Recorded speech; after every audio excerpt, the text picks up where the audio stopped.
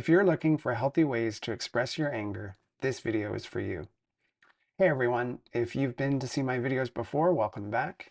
If you are new to watching my videos, my name is Ross and I'm an intuitive counselor. And so in today's topic, we're going to talk about healthy ways to express your anger. And I want to start by thanking Trina for making a comment on my YouTube channel and requesting this video. Thanks so much, Trina. It's awesome because I love responding to topics that viewers want to hear about. So I want to start by referring you to that video. If you haven't watched the video, Can Anger Be Sacred? I really recommend watching it because I talk about a lot of things that would be helpful to hear prior to watching this video. So in this video, what I want to highlight is this piece around anger itself. And I just want to start by saying that anger is a big emotion, and it, on the level of the nervous system, can be really hard to rein in. In other words, it takes us over. It has a life of its own. And so I just want to be really realistic about this. It's the journey to managing your anger, working with your anger. It takes time. And I'm sharing that from my own personal experience. There was a time when I was very angry and a lot of my anger was coming out sideways. And I had to take time to work with that and get to a place of becoming very conscious and aware of it. And then eventually it started to become something that I can manage and that I can see when it's coming most of the time. There is the odd time when it comes up and it's a little surprising, but even in those moments, my anger is not as intense as it used to be and does not have the impact that I might be perceiving that it has. So I just wanted to kind of highlight that first because it's really easy to judge ourselves, and we want progress, we want things to change quickly, and it might not change that quickly.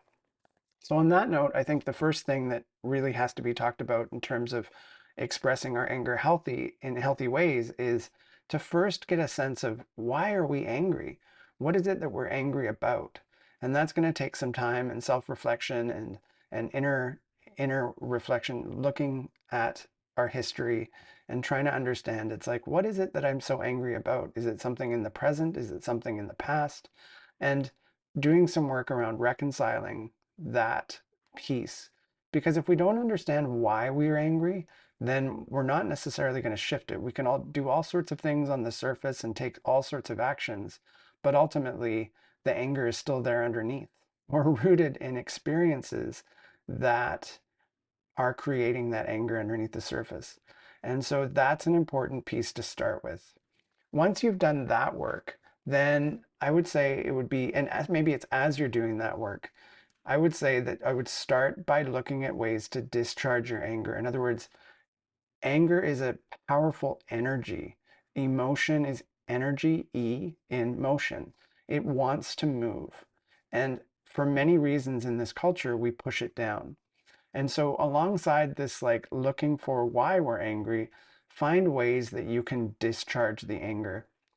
And this can be complicated because we live in a culture that I believe is not necessarily tuned into or open to seeing anger be expressed. Like a lot of us have a lot of uh, triggers around anger. So it's like, where do we express our anger? So one of the ways that you can express anger is in your car. If you're driving along and you notice there's no one around you, let your screams out. Allow yourself to yell. And of course, being mindful of driving. So maybe you pull over if it's like too intense. But the beautiful thing about your car is that no one can necessarily hear you, especially if no one's around.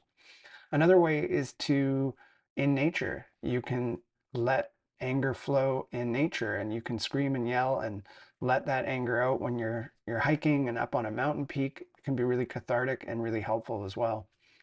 You can scream into a pillow. You can use a punching bag.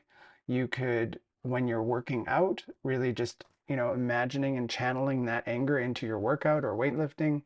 And you can move your body in intentional ways, and you could do that through dance. You could use intense music, anything that allows you to get into that energy of anger and just like move it through your body. So those are just a few suggestions. Another way to discharge anger, I think there's like rage rooms where you can actually pay and go and smash stuff. And maybe there's a way to recreate that in other places as well, but that can be really helpful. So the other thing I want to talk about, of course, which is the point of this video, is expressing anger in healthy ways. And so as you've done those first two and discharged some of the anger and done some reflection on where this anger is coming from and what you're angry about, you can utilize journaling and writing as a tool to move energy. And the reason that journaling and writing is helpful is because you can express yourself honestly and openly, and that process can be very healing because you're authentically speaking your truth, even if it's just on words. If writing doesn't work for you, you could consider recording something. In other words, like create a voice message to yourself, or using the voice recording app on your phone to record what it is you want to say. And again, moving that true energy of that practice of what you would say to the person if it was okay for you to say that. Because really, if we don't move that energy in some way, then we're sitting on it. The other thing is expressing yourself honestly and letting people know around you that you feel safe with, that let them know. It's like, I just need you to know that I'm angry right now. I'm not okay with what just happened, and I'm going to take some space.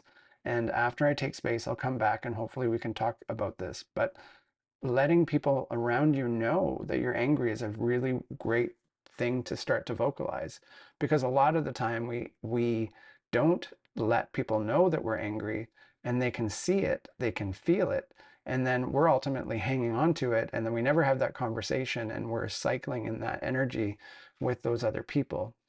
And so, and then the next time something happens, it comes out in a more explosive way. So letting someone know, if, as I said, if they're safe, that you're angry can be a great place to start. The other thing about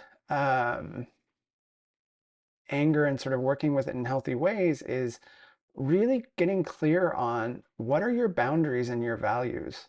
What are your needs? So I see values and needs as being interchangeable, but boundaries are born from knowing ourselves and knowing what we want and what we don't want. So taking some time to be really clear on, like, because often we get angry when our boundaries are crossed, when our sense of self is violated. And so if we don't know what that's about, then we can't respond accordingly. So getting clear on what we stand for, what's important to us, and what we need can help us to clarify how we can express ourselves, and knowing early on rather than after the boundary has been crossed. So when somebody says something to you that you find inappropriate, being able to vocalize that immediately as opposed to not knowing what it is that's happening in that moment. So this is more of a reflective piece. The other thing is practice with friends intentionally. If you have the benefit of working with friends on this piece, allow space to practice being angry. Practice, being okay with expressing your emotions. As I said, letting people know that you're angry, and then moving some of that energy, but having your friends be supportive in that in terms of your healing and growth. The last thing I want to say, or actually there's a couple, is use movement as a way to move energy. So it's like if you know you're angry about something, perhaps you put on some music and move that energy. So it's similar to the discharging, but it's a little bit more intentional. And the other thing is to allow the energy to move instead of suppressing it. Chances are that anger hasn't been safe for you. And if I reflect on my own experience, anger was not a safe emotion to be around. And so I made up this thing of like, I won't allow myself to be angry, but I was angry because it came out sideways. And so by allowing yourself to be angry and working with it, you are moving that energy instead of sitting on it. So that's a really important piece. And then the last thing I want to say is if you notice who you're surrounded by, are you surrounded by people who are also angry?